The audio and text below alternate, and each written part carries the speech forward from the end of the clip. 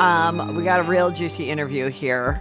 I am talking to Joe Loya, who was a real life bank robber who did time for his crime and has also consulted on many movies about bank robberies. And I am just so curious to hear your life stories. Thanks for coming on and spilling all the juice. Thanks for having me here, Heather. So let's start from the beginning. What was your childhood like that got you to a place that you were going to participate in an actual bank robbery to start?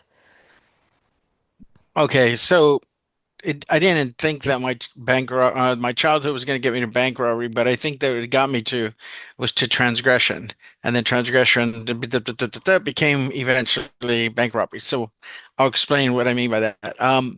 So my parents were 16 years old when I was born. They were little Mexican kids out of East LA. They were converts to Protestant Christianity. Most of the people around us were all Catholics, which is a big deal because my dad thought, okay, I want to know more about this Bible. I want to know more about God. And we started going to this very big church. It was an early mega church in downtown Los Angeles. My dad wanted to be a minister. He had been a little gang kid, converted, and it was lovely. I was raised in a love story. These kids had loved each other since they were 12, got married at 16, dropped out of school, and started a family. My dad worked very hard. Things were going good. Because he was such an earnest guy at 18, he started teaching himself Greek and Hebrew. So I was raised around a lot of books. I was raised around somebody who I saw a father who was very intelligent. And so he's this oddball. He drops out of high school, but he starts teaching himself Greek and Hebrew. He starts going to night school, gets his degrees, and now I'm kind of in a learned home. And because he is this kid in this church, they start sending us, to private elementary schools. So I'm getting this great education, and my family is in love. My dad and mother love each other very dearly. It's a great religious upbringing, family, potlucks, everything you could think of. And I love Jesus as much as anybody. And then I'm thinking as a little boy, I want to be like my dad. I think I want to be a preacher, like my dad wants to be a preacher. So I have this great moral upbringing. I have all this love in this love story. And then I hit age 7, and my mother gets a kidney disease. And this changes everything. For one, the sweet young woman is now 24 years old, and she starts slowly dying. And for 2.5 years, that's what it was. It was just slow death. They couldn't replace her kidney because her body was so polluted with the disease, it would have rejected a kidney. So they just try to do all these experimental drugs on her. She goes crazy. She thinks she's Elizabeth, Elizabeth Taylor. She would call the house and say, "Hey, can I talk to my boys?" This is Elizabeth Taylor. She was just like, it was really very sad and tragic. People would be praying, having little prayer meetings around her, and she's, "Hey, I'm Elizabeth Taylor." She was just daffy with the drugs, right? And dying, and very tragic and very sad. Just put a lot of pressure on my father, and stress of bills, obviously, and also just watching the woman he loves dying, and he's just impotent in the face of it. And what starts happening is the pressure and the stress makes it so my dad resorts to things that he had been struggling with. He had been brutalized as a kid. He thought Jesus would save him from his anger, his rage. The stress brought down his guard. He was not sleeping as much, and I have a lot of compassion for him because I can't imagine what it would be like to have two boys. My brother, a year and a half younger than me, your wife dying, you're 24 years old, you have all this, like you just don't know, right? And everyone's praying for God to save her up until the point where everyone starts praying for God to take her home so she doesn't suffer anymore. It's a very morally complicated time. Quince delivers layers that last, sweaters, outerwear, and everyday essentials that feel luxurious, look timeless, and make holiday dressing and gifting effortless. I absolutely love them. I just got a bunch of silk skirts that are going to look so great over boots and like a chunky Quince sweater. Step into the holiday seasons with layers made to feel good, look polished, and last from Quince. Perfect for gifting or keeping for yourself. Go to quince.com/juicy crime for free shipping on your order and 365-day returns. Now available in Canada too. That's QUINCE.com/juicycrime to get free shipping and 365-day returns. Quince.com/juicycrime. And so my dad starts being more aggressive and hitting us and spanking us. And um, so this is going on. And when this is going on, my mother finally dies when I'm 9 years old. And very tragic. And then my dad remarries pretty quickly. In a year, he marries this woman who's only 10 years older than me. I'm 10, she's 20, he's 26. But she's in the church. Lovely woman named Brenda. And and she was like a farm girl from Turlock. She comes down to live in East LA. And it's just like it's an entirely different world to her. She's very smart. He introduced me to literature. Um, and I was already a good student. I was a great student, but now we're in public school because we couldn't afford the tuition for private school. And that's a whole other thing. It's like I'm thrown into an entirely different world in which I was unprepared for, a lot more violence and stuff like that. But I'm also getting beat up at home now. My dad has become this guy. When he gets angry, he loses his temper. He's under so much stress, and the beatings are significant. And I'm junior high, and Brenda is watching a side of my father she didn't think he had, because she thinks she's this religious man, this really lovely, and there's kind of a romance. He's the widow, and he has these two boys, and they're very loving, and Right, like but she's going to come in and he's like save this family and this yeah. like Hallmark movie. Now, what year is this that you're, 9, 10 years old and your dad has gotten remarried? And so I could tell you, February 9th, 1971, there was this big earthquake in LA called the Seymour earthquake. That was the day we buried my mother, right? Oh, So wow. we're talking 1972. Yeah, no, it's very dramatic. We all wake up and the earth's shaking. That's the day we're supposed to go bury my mom. It was a very weird time. But so he gets married in 72. I'm 10 years old, right? So um, and she was beautiful. Brenda was beautiful. Brenda Joyce Seal and my dad was a young, handsome man. It's like I'm telling you, it was like she thinks she's coming into this thing, but it's not this thing, and she gets disillusioned pretty quickly.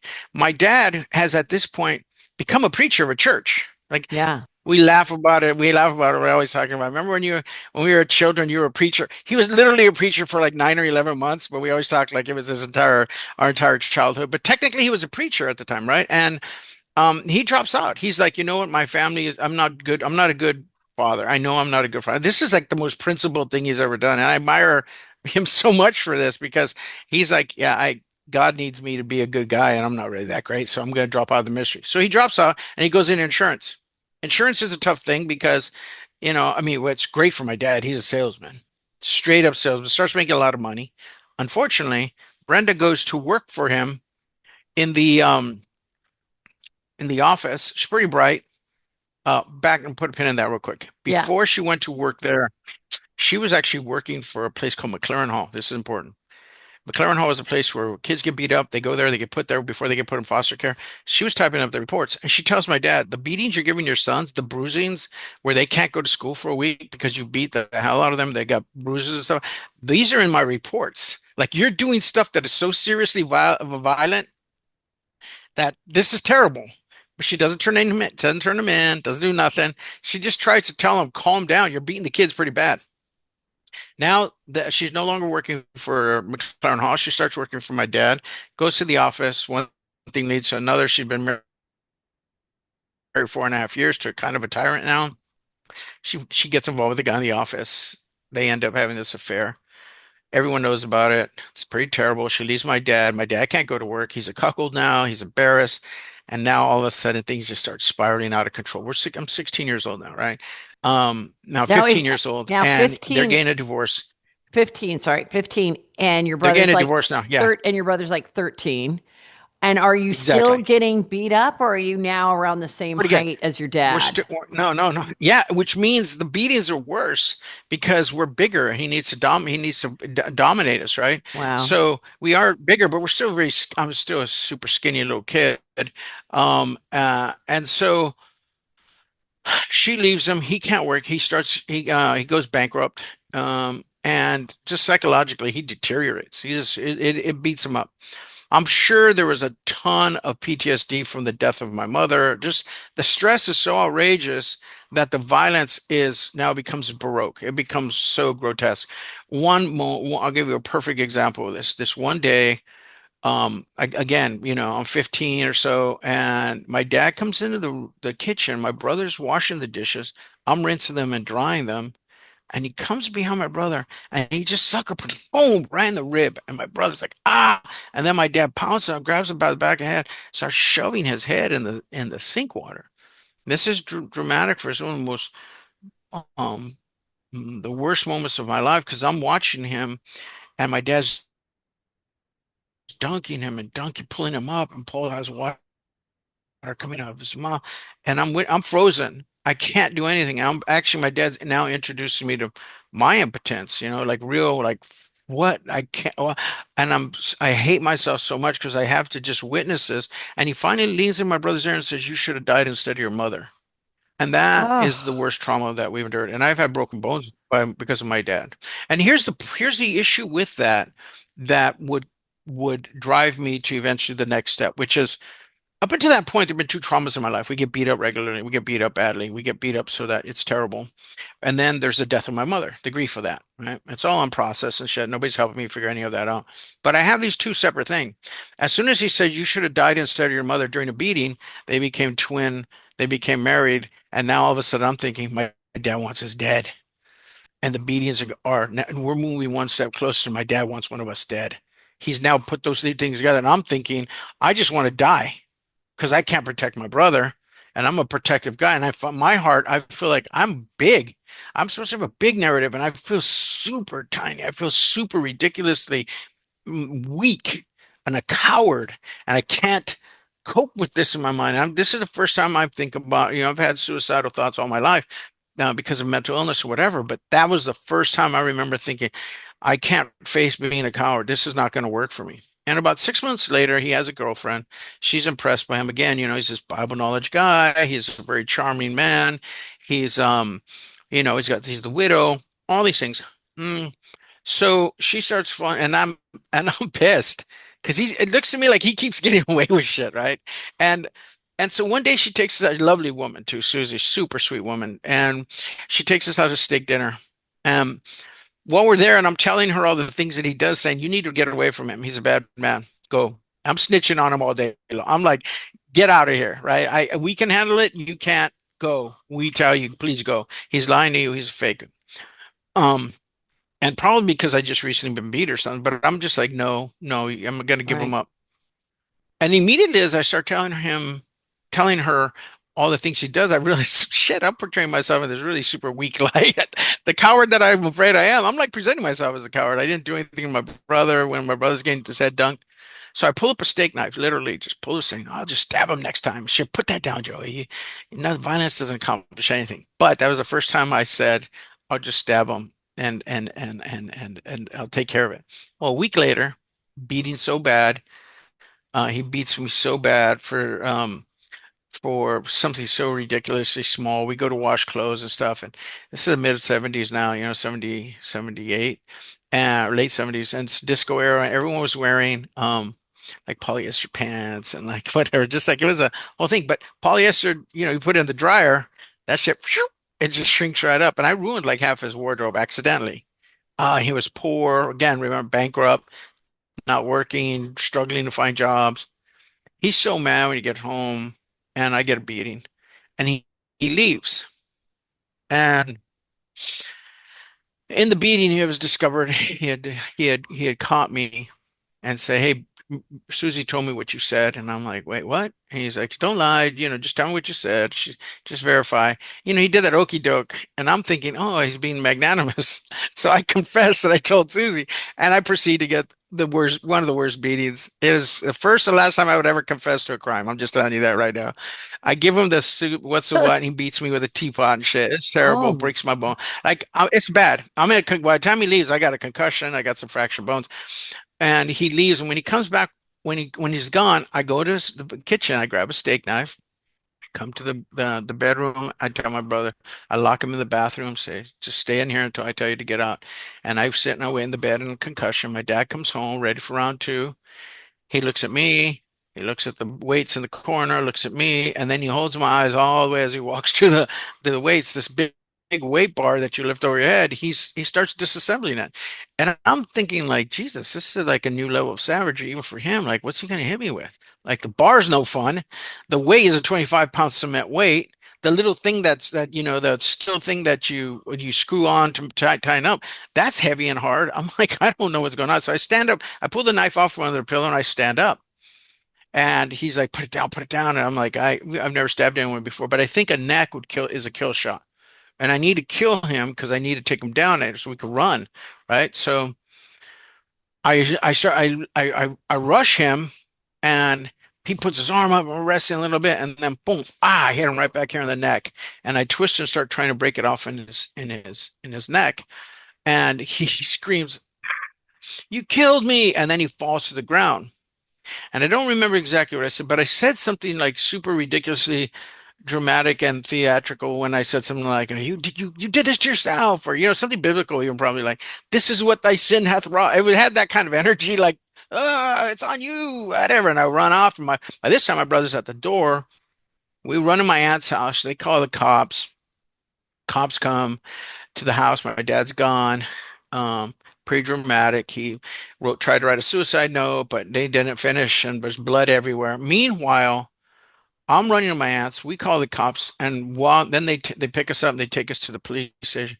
I think my dad's dead. I think I'm a killer. I think I've taken care of my dad. And I'm like, "Phew, okay, I took care of him." You know?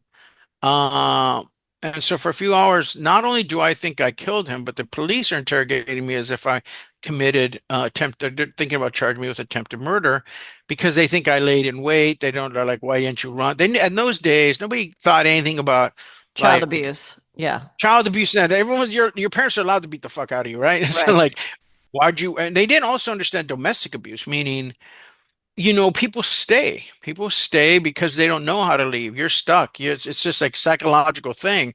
They're like, "Well, he left the house. Why didn't you leave? Why didn't you call the police?" And like, what are you talking about? That just doesn't even sound reasonable, right? So, um, but pretty soon the adrenaline dies down in my body, and I'm like, I can't.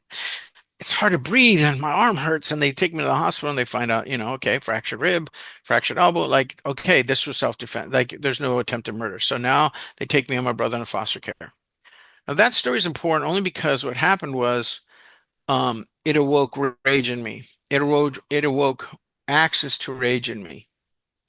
And more importantly, it also awoke this other thing, which is like I realized, oh, I can dramatically change my story. I can innovate. Like I don't know those words, but later on it would mean important when I start making all these. I get to some places where it seems like I'm stuck in my circumstance and I don't know what to do, and it feels lousy. And then I alter my imagination, choose a new strategy, and I can go and get some propulsion in another direction. It's happened several times in my life, big moves like that. This was the first one. I'm not weak. I'm not, I'm not a coward. In fact, I have way more power than I imagined I had. And so I changed my story up and I end up being the guy who, tried to kill his dad. And even when I get to prison, there's very few of me in there. Very few of me. Most guys got beat up by their dads. Maybe they pushed their dad eventually off their mother. Um, uh, Maybe they, picked up a bat and were like, "Get away from my mom." But nobody tried to kill their dad. I never met one. Even of all the mafiosos, the killers that I met, they all basically got beat up and then went to the world and beat up women, the girlfriends, men on the streets, kicked their dogs. But that was a very rare thing. So it was a very powerful thing that I did. Now, because I have this power, and I'm intelligent. I'm thinking about college, but I have so much grief and I have so much rage. I don't know how to put a life together in foster care when I'm supposed to be preparing to go to college and stuff. So I just go to community college. But while I'm at a community college, I think, what am I doing here? Like I'm going to go here and maybe become a lawyer. I'm smart enough to eventually become a lawyer. I could become a professor and stuff. So what am I going to do? Work for 4, 6 years and do 40,000, $50,000 a year to start off with? And stuff? I'm like, this sounds ridiculous. I'm what I have, I feel is this power that I'm feeling always like I got it, but something else has to happen, something bigger than what I have here. Wait, I just have a couple. I Can I just interrupt with a couple questions? sure, please, please, and Your all day life, long. your life story is like very intriguing, and but okay, so after you stuck the knife in his neck, I guess it wasn't as bad as you thought, and he recovered. But did he face any charges then? No, they took us away from him. The courts took us away from him because But he was that a was bad father, it. but he didn't go to prison or nothing. No. And then Um, when you went to the foster care, were you in like a foster care home with your brother, or did they separate you? As the air turns crisp and the holidays draw near, comfort becomes the best gift of all. Quince delivers layers that last, sweaters, outerwear, and everyday essentials that feel luxurious, look timeless, and make holiday dressing and gifting effortless. Quince has it all. $50 Mongolian cashmere sweaters made for everyday wear, denim that never goes out of style, silk tops and skirts that add polish and class. I absolutely love them. I just got a bunch of silk skirts that are going to look so great over boots and like a chunky quince sweater. Oh, love it. Step into the holiday seasons with layers made to feel good, look polished, and last from Quince. Perfect for gifting or keeping for yourself. Go to quince.com/juicycrime for free shipping on your order and 365-day returns. Now available in Canada too. That's QUINCE.com/juicycrime to get free shipping and 365-day returns. Quince.com/juicycrime. good question. Yeah, no, we went to live with this great family in Pasadena called the Bob and Carol Storm, and they had two children. We were there, and then my brother decided he wanted to go back home for the next school year, and I went and lived with some other friends from church in the valley. The Thompsons, my friend Tommy Thompson, asked his parents to let me be a foster brother, and so I was there for a while. I came back for part of my senior year, but I do want to make a point about this. I'm glad you brought it up. As soon as it happened, my dad was contrite. My dad did. He ran through jumped through every hoop to get us back. He showed up to all the meetings, and anytime he could visit us, he could. And my dad showed me one thing, like he was broken. Everyone knew that what he had done, and all he wanted was to get us back. And he never laid a hand on us again. He's like, he really like he started reading books on how to deal with his anger and like how to deal with emotions. Like he'd only been reading like Greek and Hebrew commentaries on how to understand technical things in the Bible. Now his whole reading thing changed. He was trying to learn, trying to grow.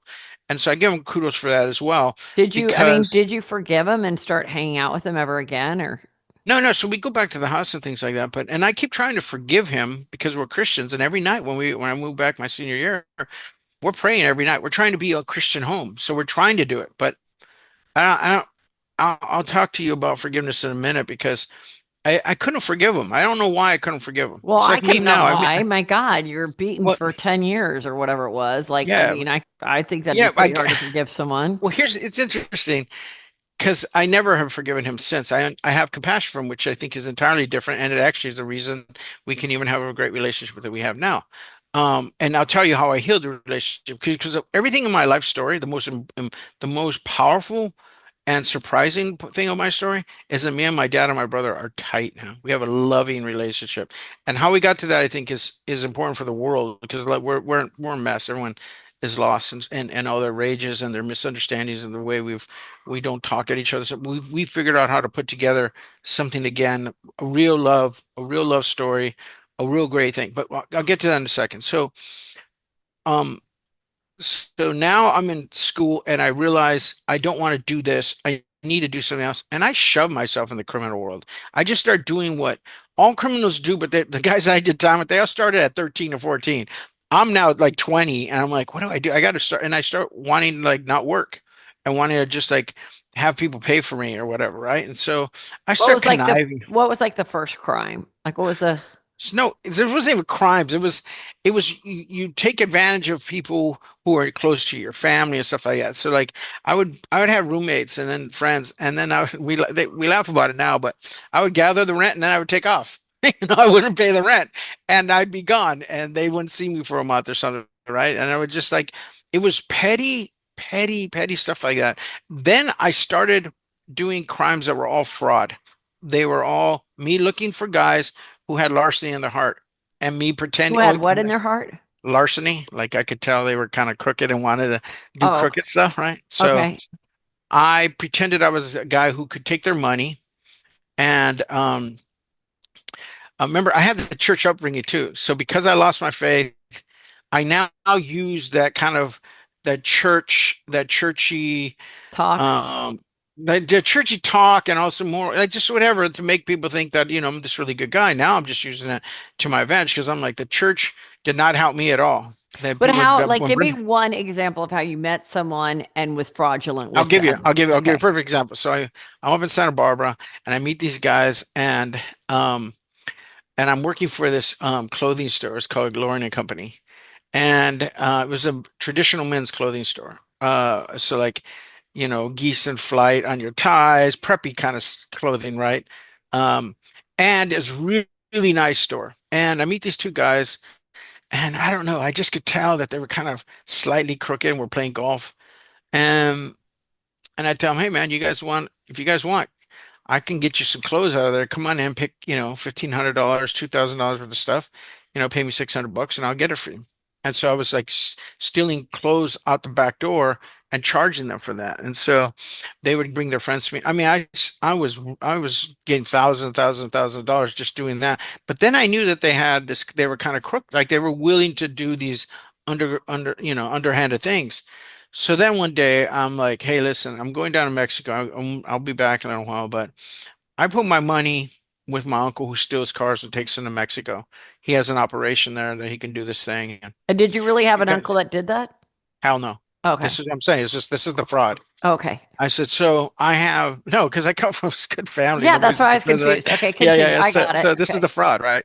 I said, so if you guys want, you can give me. I'll let you and give me 5,000, and like 3 months, I'll be able to give you guys about, I don't know, $12,000 back, something like that. Something that they were like, yes. And one of them, his father just died, left him a Mercedes, um and he had a bunch of money coming to him from being in court with fighting with his brother but he was going to have money, so he was really excited about, like, yeah, let me see if I can play with some of this money. So I get a BMW from him. I get some money, and I now all of a sudden I'm working with like 10 grand, which turns into 20 grand. Like I was just working up, right? Playing these guys who didn't know what they were doing. I barely knew what I was doing. I'd never done this before. So, but I'm hustling. I'm just like this low grade. Are these guys kind of like white preppy golfing guys from Santa Barbara that are now becoming shady? Yeah. Okay, They thought got it. they were getting to the underworld and it was safe Yeah. because I was buffering them. So shit like that, right? Like, and Okay. the once crime that I really did that was violence, I once So stole. wait, did they ever turn on you? Were you ever scared? Like what you just scammed them and then they left you alone or Yeah, I mean, what? at one point, yeah, it was funny. This is the first time I've actually ever thought, hey, I wonder what those guys think about me out there now, because I committed so many crimes over the years that like I can't even always hold the consequences. Because so what happened there at the time too. This one guy, I bounced a check. I gave him a $30,000, $2,000 check, and he gives me the pink slip to his BMW. It's a sedan. It was like this really expensive car. And I got it and I take off to Mexico and I become a fugitive for about 6 months. I was in Mexico because I was wanted now in various counties for that one. I went down to San Diego on my way out. I sold that car, that BMW. I get a bunch of cash and I now go to I go to this mile of cars down there in San Diego. I walk up to some kid and I flash him this cash. I got like $40,000 of cash or something. I say, hey man, I'm gonna buy a car right now. And I let me try that sedan right there, the Cutlass Sierra. He said, all right, well, give me your ID. So I give him my ID. I'm not even trying to hide anything. I'm going to Mexico. Fuck you. I'm going to be a criminal. That's the way I look at it, right? So I give him my ID. He goes in, he makes a copy, comes out, and he says, I got to drive it off the lot for insurance purposes. I said, that's fine. So we drive it off the lot, and he gets out of the car, and I pretend like I'm going to get out of the car. But as soon as he gets out and starts going around the back, I close my door, scoot over, jump in it. He looks at me through the back, and I'm like, oh, just scooting over. And then I lock the doors. And he's at the side of the door. He's pounding on it. I'm like, yay, bye, click, and I'm gone. And I steal this Cutlass Sierra, and I take it to Mexico. I mean, he's chasing me down the street. I mean, he's fast. He's a really young, athletic guy. He's running. He's in the street. I'm driving away, and then he stops in the middle of the street and he's just flipping me off. And I'm like, yeah, okay, bye, whatever. So I take off. So now I'm just like, I'm a criminal. I can do whatever the hell I want. The interesting thing about this to me, the funny thing about this is I think I'm a criminal because I'm doing all this bullshit little small petty crime stuff that was really, really petty. In order to do these crimes for the most part, I just have to deceive people. That's kind of the crimes I'm doing, right? So I go to Mexico and where there's real criminals with real larceny in their heart. And they all know I have money. I'm flashing around, whatever, trying to impress people. I get this condominium and I hide my money all around, thinking I'm real slick. I come home and all my money's gone. All I have in my pocket is like 2 grand. And I've been robbed by real criminals who saw me coming and know this is what happens. Guys come down here running from their lives, and I So don't have now wait, money. now how old are you? Mm, 24, 25, something like And that. what about girls and stuff in your life? Do you have a girlfriend? Are you able to look like a rich guy and get hotties? What's happening? Yeah, I had a girlfriend in Santa Barbara. That's why I was there. In Did she fact, know you what know, you it's just did? jokes. No, not at all, not at all. I was an asshole. She was a sweet woman. And in fact, like I was like, I knew I had to leave the country. You know, things were starting to gather up. I hadn't brought those guys their money in Santa Barbara, who's still probably waiting for it and wonder what the hell happened to me. But I'm like, I gotta get the hell out of Dodge. So I tell her, hey, I'll pick you up in the morning for breakfast. And then I leave. You know, just really cruelly, kind of like a vicious kind of ghosting. I just go to Santa Barbara that night. I mean, go to Mexico that night, down to San Diego, and then go to Mexico the next day. Um, so I was not a nice guy. I was a very terrible, terrible, terrible, terrible person, and cheated on her all the time. It's just, you know, it was this, and everybody. I was not. I was, you know, I was off kilter, and morally off kilter. So it's not just like I was committing crimes. I was just all the way around bad. So I leave her. I go to Mexico, and I'm fortunate in Mexico because, you know, I do meet people who have. I meet women, you know, and I'm a young guy. I'm still 24, whatever, and I have money. So I'm able to, like, you know, do whatever. Now wait, But do you speak Spanish? I butcher Spanish. So you could communicate when you're down there. Yeah. Good enough. Okay. Plus it was most of it was in Baja. So Okay. everyone speaks English down there, Oh, right? okay. So that's not an issue. So what happens? So now I'm you're in in Mexico. Mexico. I get robbed. I When get you robbed.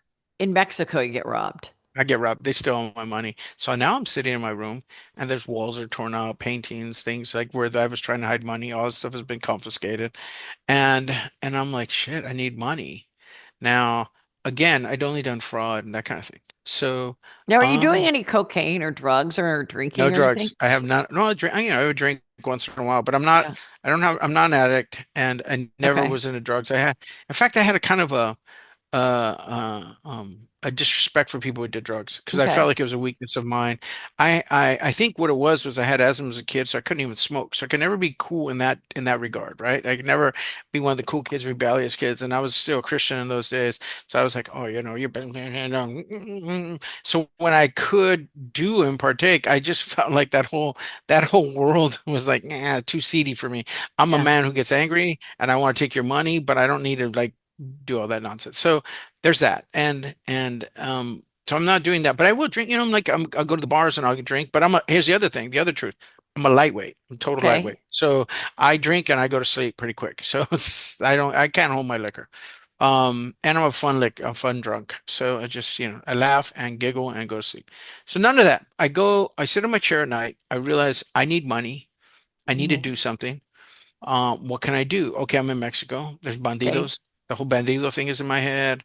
I remember that Pancho Villa when he was leading the revolution in Mexico in the last century, about 100 years ago.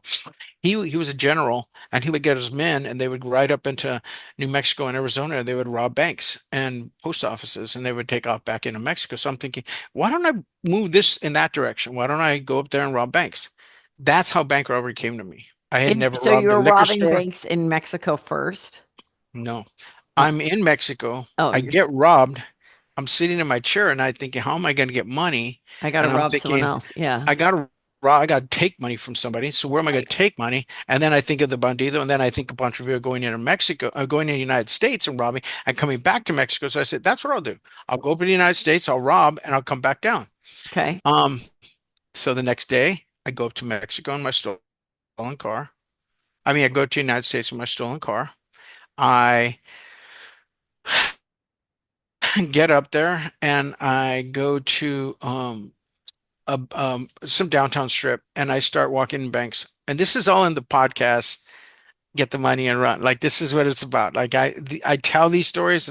Remember, I robbed 30 banks. So there's a ton of these stories. This is the first one. I go in there and it's bank after bank, and it's really I was so afraid of robbing these banks. So I win the first one, I write a note, and then I go stand in line, then I walk out. And as I'm walking out, I see all these cameras, and I realize they could have zoomed in on me writing my note. We have a bomb, I have a gun, give me the money now. And I could have been busted right there. So I'm like, I can't be coming right in. That's stupid. So And wait, I is just that keep. what you did? You went alone and you'd go to the teller. And what year is this? 1980 something? This is 1985.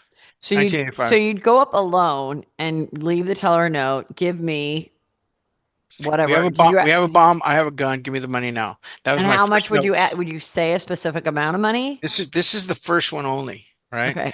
This is the first one only. I walk up there and I give her the note and she won't look up.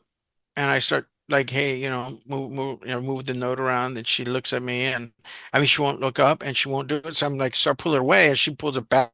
Now I'm having to tug of war with the note. And I realize, man, this note thing sucks. So now I have to actually tell her I'm not fucking around, and pretend like I have a gun.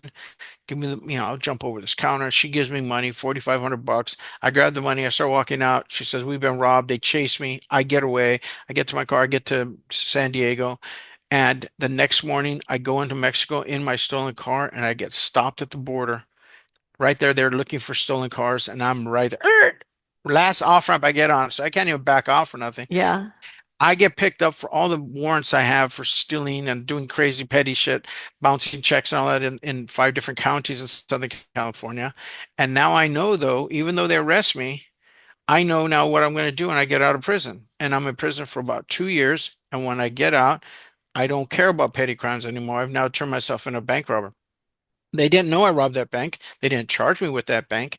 But when I got out in 1988 January, and I went on a 14-month, 30 bank robbery spree, All by yourself?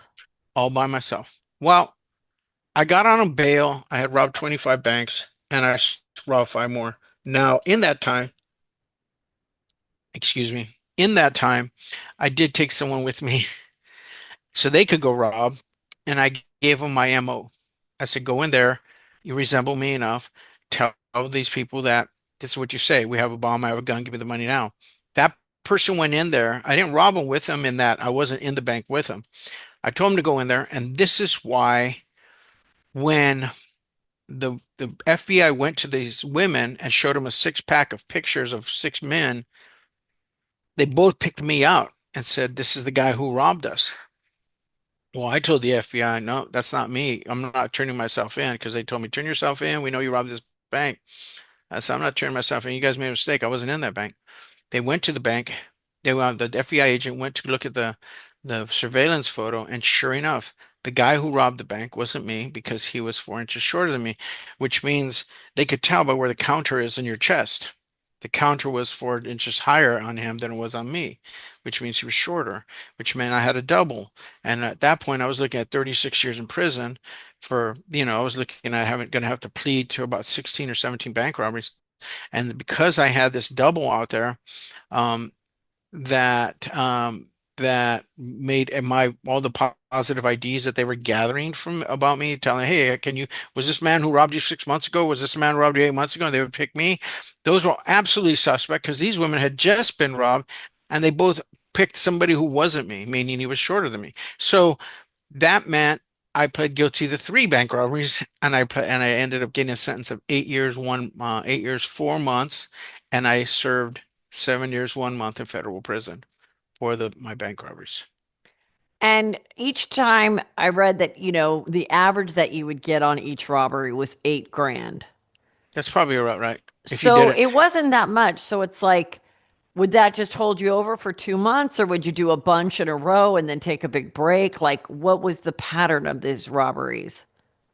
No, it was different because like in the beginning, sometimes I would rob. Remember too, I sometimes rob four banks. I would rob four banks a day once, and that was the day that I got 32 grand in one bank robbery, right? So it wasn't like I got 8,000 and it lasted me a week, and I did another 8,000, and it wasn't like that. It was just I was stashing money and keeping money, and I would rob normally though. I wasn't robbing because I was running out of money. I would rob when I got mad.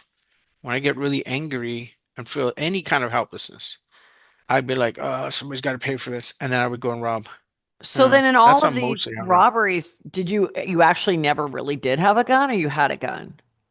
I had a gun, and the only time anyone said they actually saw a gun, what could have been a gun, was the one bank that I pled to that was robbery with a weapon because a woman thought she saw a gun in my backpack, but she couldn't say for sure, and there was no proof of it. So they charged me with a weapon because they said whatever was in there, I could have bludgeoned her with. So I was never charged with a gun, but I had guns. Yeah. Was there ever a time that you like went and chickened out because you were like, wait, this isn't a good setup? Or like, how much would you stake out the place Yeah, before no. going forward? This was my advantage about being not being a drug addict because most guys I met in prison who were bank robbers were drug addicts, right? So their challenge was they would wake up in the morning, they were like, shit, I got to go rob a bank.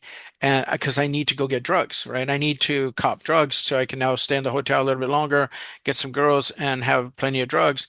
So if they went to a bank and they got a bad feeling about it, they were like, I have to do this one because I stand but I'm this far away from the connect, and then I got to go do this, and I got like they are rushed to do it. And there were several times I was like, yeah, this doesn't feel right. And then I would go around the corner and there'd be two cops there talking to each other or something in their car parked next to each other. Like I could do that where I would drive around and be like, yeah, no, and then find out, okay, that was clever. I mean, my intuition was right there. But then eventually, I get picked up. Once I grabbed money in an exploding die pack, and that exploded on me, and I had to like put that in a bag and run with it all the way to my car, put it in a sports bag in the trunk, and the tear gas. A lot of people think it just explodes, but it doesn't just explode. It actually explodes tear gas as well. So when you reach down and pick it up, you're right, it's right in your eyes, and that's what happened to me. And How long does that so last for? It's like that so you last, can't. and I was barely able to get away because I was just like blink, blink, blink, blink, blink, blink, and I thought I was going to go blind any second. I had to like drive away, and the cops are coming, and I'm driving away, blinking, blinking under my sunglasses, hoping they don't see me freaking out. And I'm just like, "Pum, pum, pum, pum." I'm like, oh, I don't know how much longer I could do this. Then I went and get some Perrier at some store and flushed my eyes out with water. It was really intense. I almost didn't make that, but I got cat-like reflexes, so when I ran out, I backed off real quick enough to not be debilitated. Wow. Um, but then also, I eventually I get caught with a transmitter in the money, and they caught me 7 miles away from the bank, and um, yeah, so that was terrible. Yeah, so So yeah, then, that's how I so did it. then you do your time in prison, and how was that like? Did you feel like that was reforming you, or did you come back and still want to do more crime? No, no, no. So I got in there and I'm a criminal through and through. So for the first 3 years, I'm still committing crimes, all the crimes you could commit in prison. And What are the I crimes you probably, could wait, what are the crimes you could commit in prison? okay, so you're in federal prison, which means everything you're doing gets investigated by the FBI because it's a federal property. So if you bring in drugs, that's smuggling.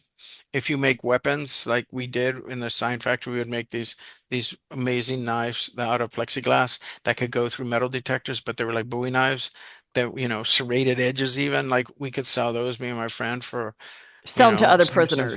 other prisoners. We And could when you sell them to other smuggle. prisoners, what would you do with that money? Be able to buy like more ramen noodles, or what are you getting out of it? Okay. So one.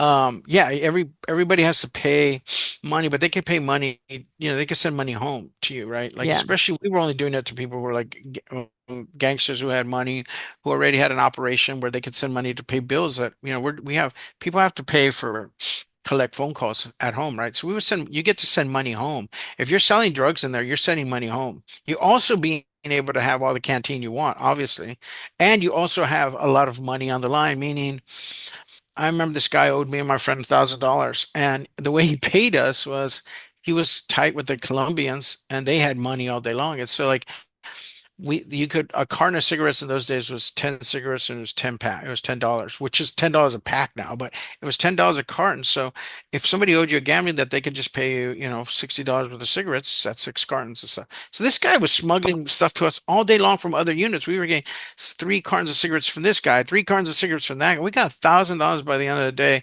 in quarter and in photo tokens, in a canteen. Like it was just like it's currency on there for you to do anything you want. You can play on the poker games, you can play gamble on games, What because all this state gambling was that's it going on. prison in?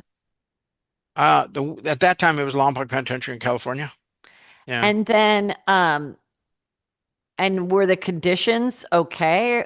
Because I heard federal prison is better than state prison, or is it the opposite? that was once upon a time.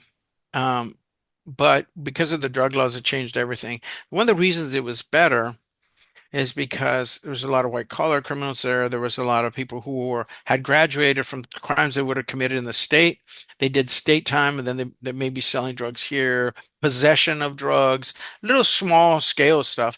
And then they would graduate to committing, bank robberies or armored car heists and stuff. And then they would come to the feds. But now they're older convicts, whatever. When what the drug laws did is they started giving 18 and 19-year-olds 50-year, 75-year sentences and sending them to the feds because they're under RICO.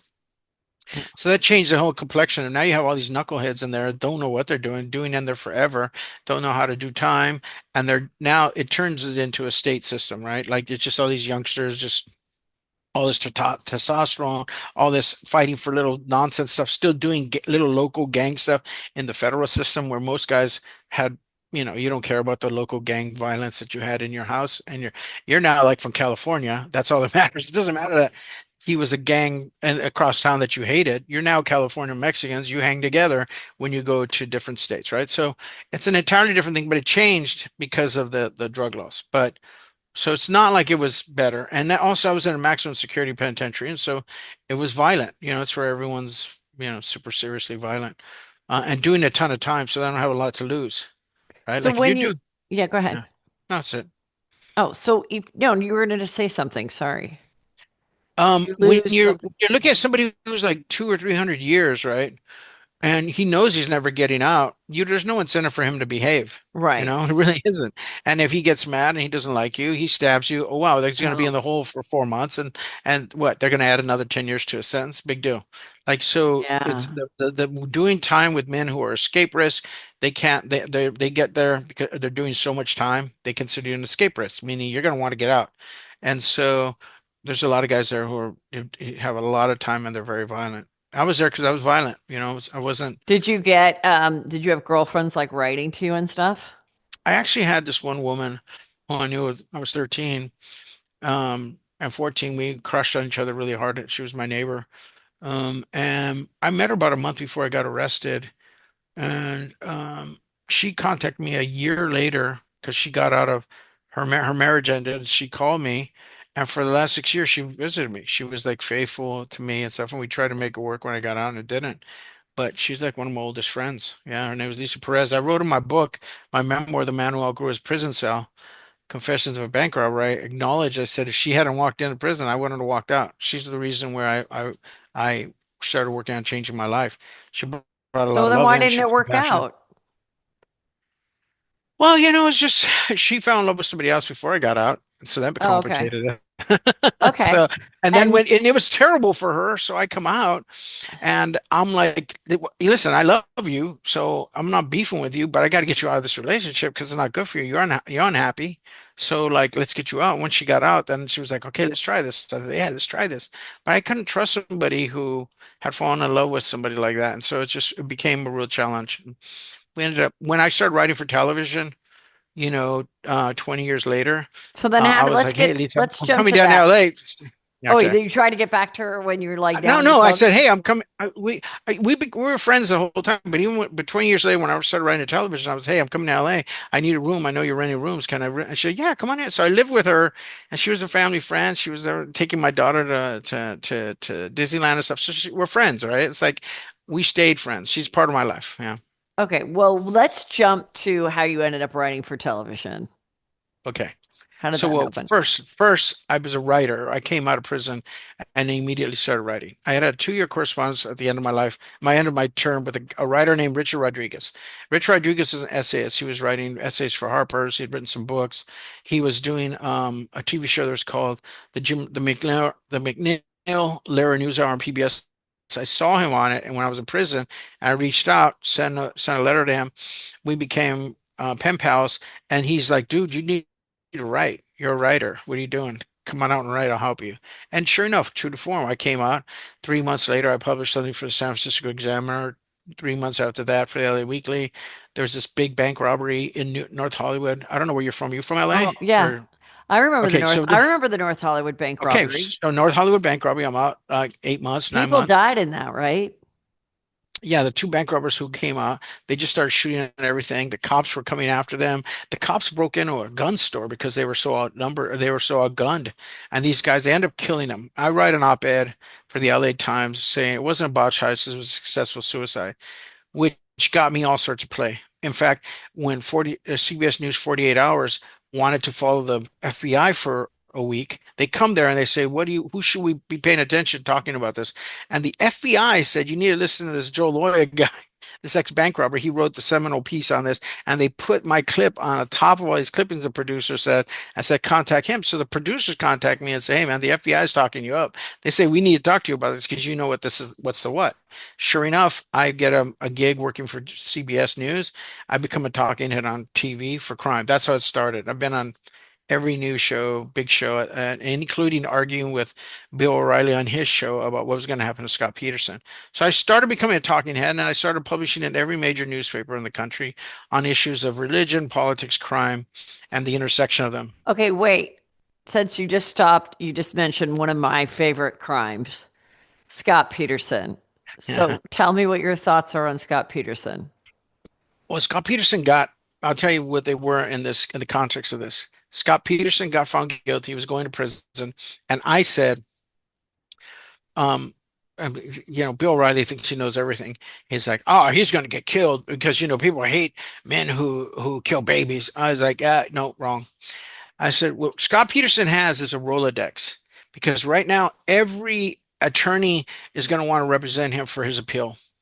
And he's going to get so many cards and so much mail. And not only that, he's going to get a bunch of women who love these celebrity guys, these celebrity criminals. Oh, they're going to offer him all the compassion. And so guys in prison know they're going to take him under the wing and they're going to say, "Here's what you do for us. We will protect you, but we want every correspondence you have. We want names, we want numbers." And some of these women, they're gonna teach him how to start getting things so they could have things. They're going to get money on their books. They're going to get visits. They're going to have him send them also whatever. They're going to have people run for him. They were going to use him. And so I said his Rolodex is going to keep him alive. And sure enough, all these years later, that's what has kept him alive. And then he was turned into a sex slave for a minute. So there's that too. He But I knew that he was? wasn't going to get Wait, killed. Yeah, well, yeah. I thought when he was on death row, you're kind of protected. You're not in the regular Yes area. and no. Yes and no. You're allowed to come out. No, he's been extorted from. Um, and so there's that. But my point is we argued and I said he's gonna be fine. He's gonna live for a long time in prison. Guys are gonna protect him because he has value. And they're not gonna do what he thought, which is immediately he's gonna be killed. No, that's not it. What do you So think about the guy, Brian Koberger, who just, did the plea deal, killed the four Idaho students? He's going to be in prison for the rest of his life, but not on a death row. What will his life be like? miserable. Good. His life's gonna be miserable. His life will be miserable. For one, guys like him, they kill people a certain way. Um, And so to kill in that specific way, um, what he needed was he needed space. He needed to be able to drive around, find people, be vulnerable, go in, be able to leave the state. And that's not the difference now is if you're that kind of killer, you're not the kind of killer you're going to be dancing with in prison. Those guys are they're right next to you. They're in the cell next. They will walk in, they'll throw a knife on the bed, and they'll say, "Pick it up. Last one standing wins." He's not that guy. And not only is he not that guy, the guy who says, "Pick up that knife, last one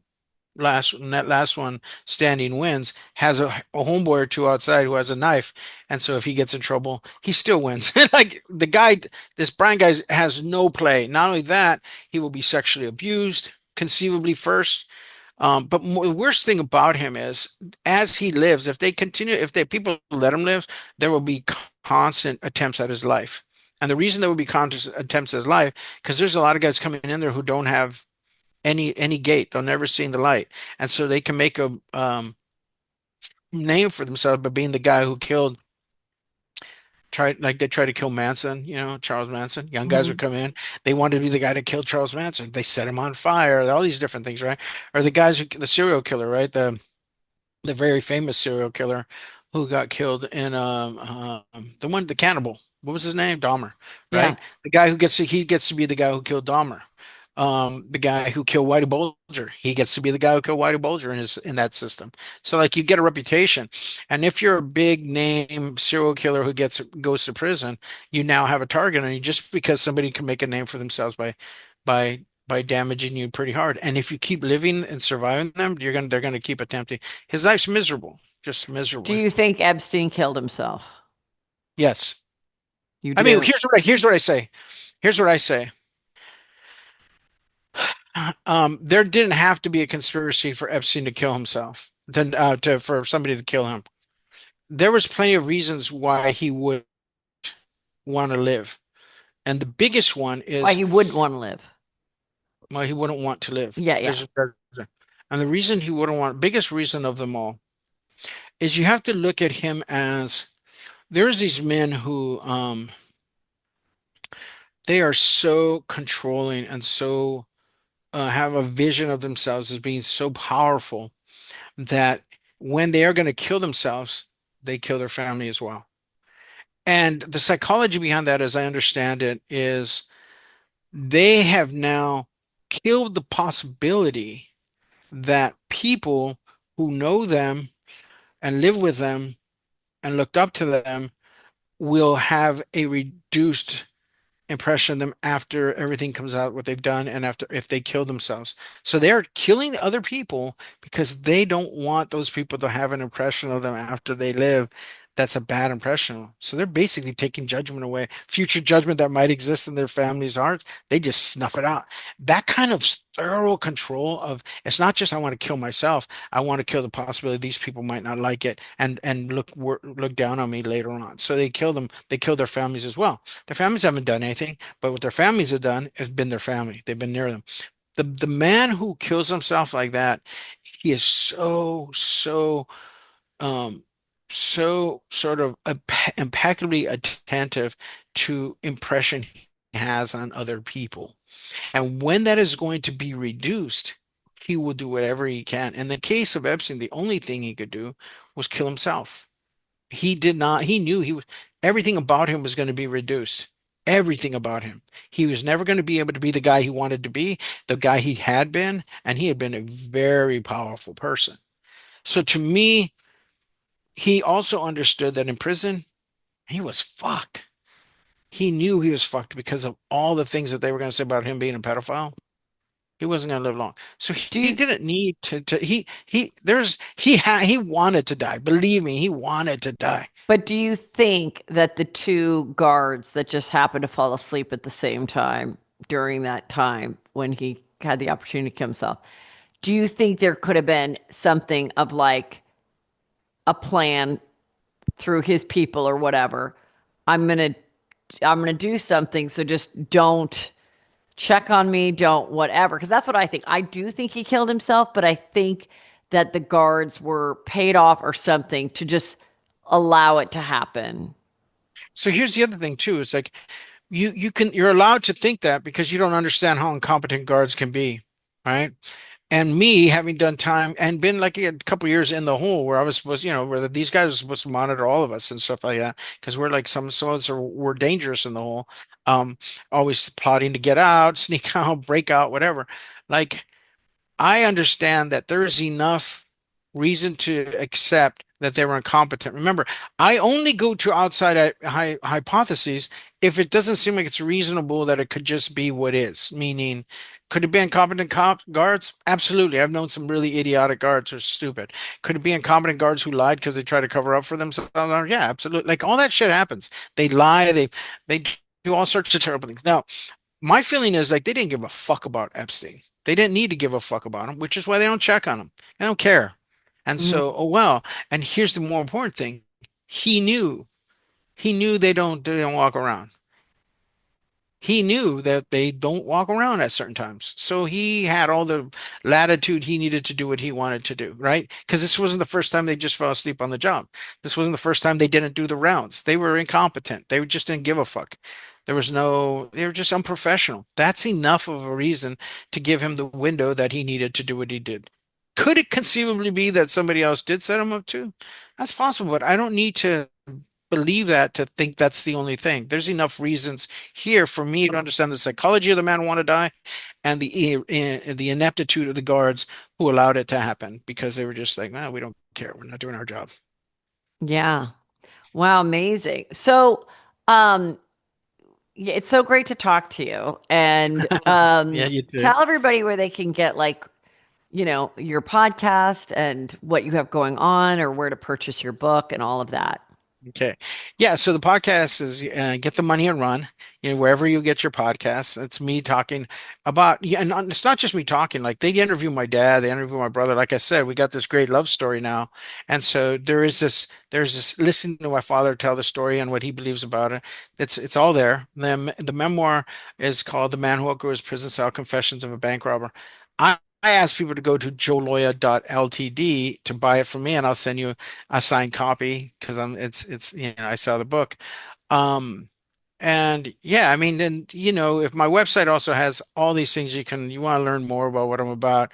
There's essays there, there's videos for things I've done, there's interviews, profiles. I consulted on Baby Driver and Edgar gave me this really cool role in which I get killed by Jamie Foxx as I'm playing a bank guard. And so like it's a lot of fun. I'm consulting on Baby Driver too. But yeah, I'm out there doing my thing. I do want to say one story real quick. I think it's kind of funny to give you a sense of my relation with my dad. My dad and I were talking to these guys in jail, and they're all there for being domestic abusers. They've beaten their wives or children, girlfriends, whatever. And it's just like it's this program where instead of getting like 5 years, 6 years, something, it's a year, and it's just dedicated every day. You're in groups learning how to have empathy, learning how to deal with your rage, learning just like, and they bring in victims to talk every week, and these guys have to write points where they relate to the person and stuff. It's a really great program. It's up here in the Bay Area, and I would go there, and my dad went there one day, and I told a story about how I got beat up as a kid. I was a victim, and then I tell the story about how I started robbing banks and I became a victimizer. And I stay here, and I have a guest for you, and I bring up my dad and say, "This here's my dad," and I just told them how I stabbed him and tried to kill him, and they're like, all these guys, there's 100 of these men in prison, right? They're looking at us and they're shocked. And I says, my dad. My dad gets up there and he tells them the story of when I stabbed him.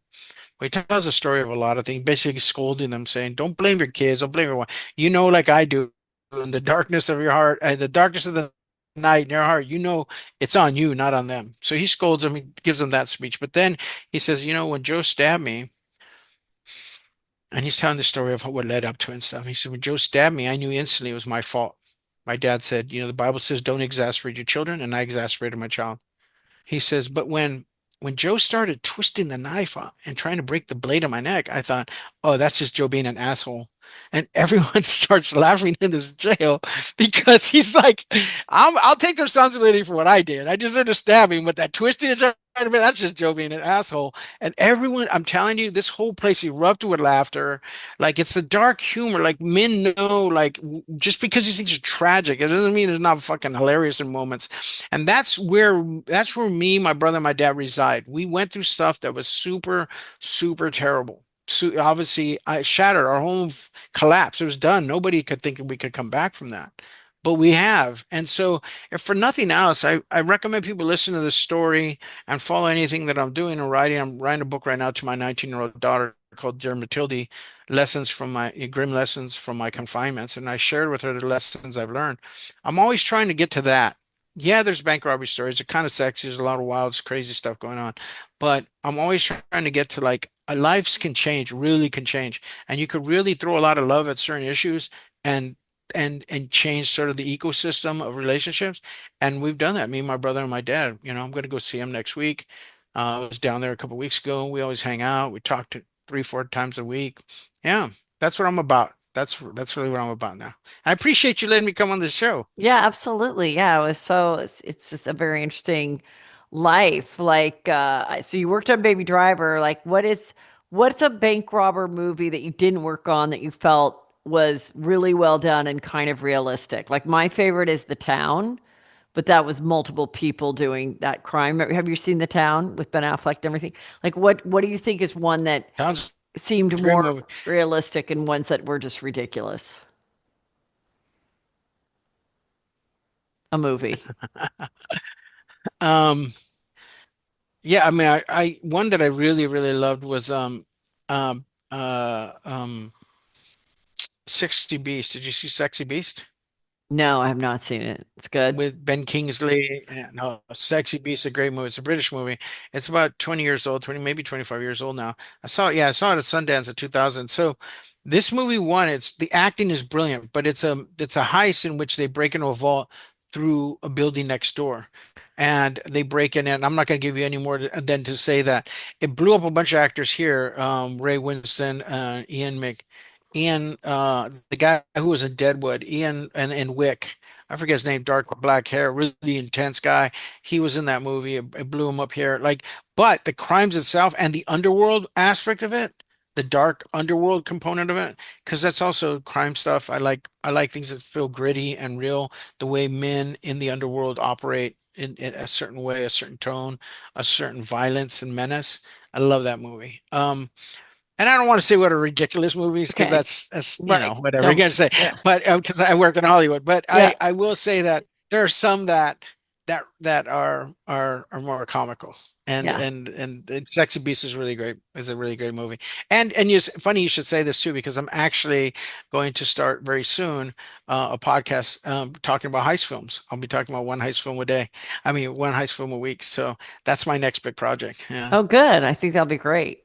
Well, thank you so Yeah. much, You Joe. like heist Appreciate. films? Real quick, you like heist films? Yeah, I mean, I do. I mean, sometimes I'm like, with they're fun, but sometimes I feel like with the voiceovers and the music of like Ocean's 11 and all that kind Oh of yeah, yeah, stuff. yeah, yeah, But yeah, at yeah. least it's like pretty to look at and it's kind of exciting and I think they're directed well and all that kind of stuff. Um, I always wondered, like when you'd watch it, I'm like, okay, so what if they've done all these deals together, like in Ocean's 11, like they get everybody, let's get the group back together. I'm like, if they've stolen all this money all this time, why do they have to keep stealing? Like, didn't you make enough on the last one if you each made Millions and millions of millions and millions. dollars? Like, but Yeah, I mean, obviously it's a movie, so that's yeah, all. yeah. But I guess that's kind of the question is, yeah, did you ever know anyone that really did millions of dollars and then retired? Like, why wouldn't you retire if you got millions of dollars? Like, had you on one of your deals, let's say was like, give me the money, and that person really did give you like $500,000 instead of your average eight.